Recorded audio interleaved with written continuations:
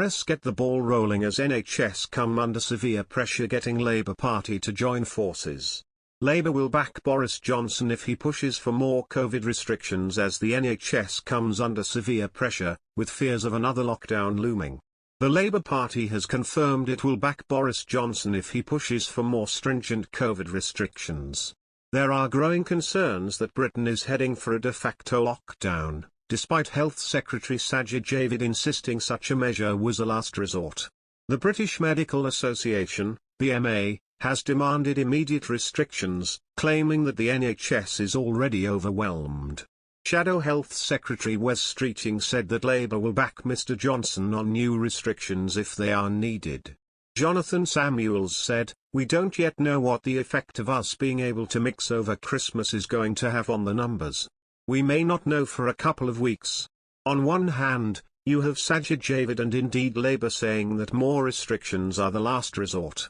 But on the other hand you have the BMA saying the NHS is already overwhelmed, it needs restrictions now. Mr Streeting responded, "The key challenge for the country is to make sure the NHS isn't overwhelmed, that it is there for us when we need it. I want to reassure people. In the event that new measures are needed, Labour will do the right thing, we will not play party politics on votes. But we are urging the government to do everything they can to avoid further restrictions. Testing is a crucial tool for all of this, and that is why the testing shortages is really concerning." He said that key areas of concern that Labour was monitoring included NHS staff numbers and the impact on care homes and schools. This comes as the government has announced that face masks are to be worn in secondary classrooms in England's schools to reduce the spread of the Omicron variant.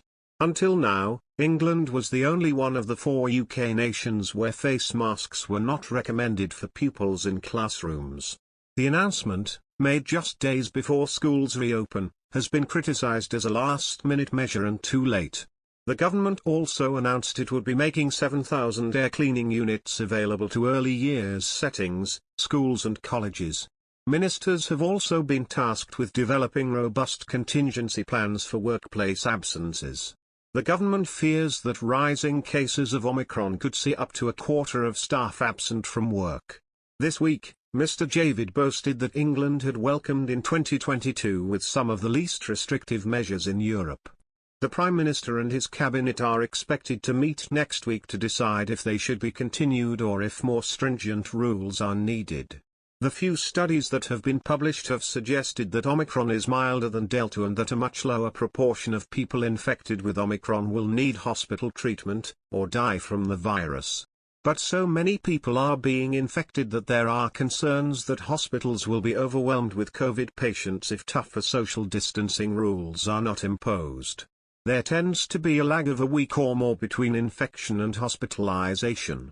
Professor Graham Medley, who leads SAGE's pandemic modeling group, said it was still uncertain whether the apparent lower severity of Omicron would limit hospital admissions among the elderly.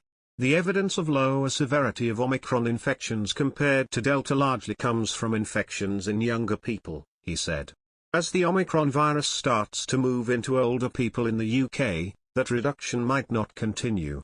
While he acknowledged that older populations were more likely to have received the booster jab, he warned, it is uncertain what the hospitalization risk is for older people. His concerns were echoed by Susan Hopkins, Chief Medical Advisor at UKSA, who said that while evidence of the protection provided by vaccines was encouraging, the increased transmissibility of Omicron and the rising cases in the over 60s meant it was highly likely that there will be significant pressure on the NHS in coming weeks. But leading scientists have insisted that the increase in infections in recent days would lead to the threshold being broken in the coming weeks, and the health service overwhelmed.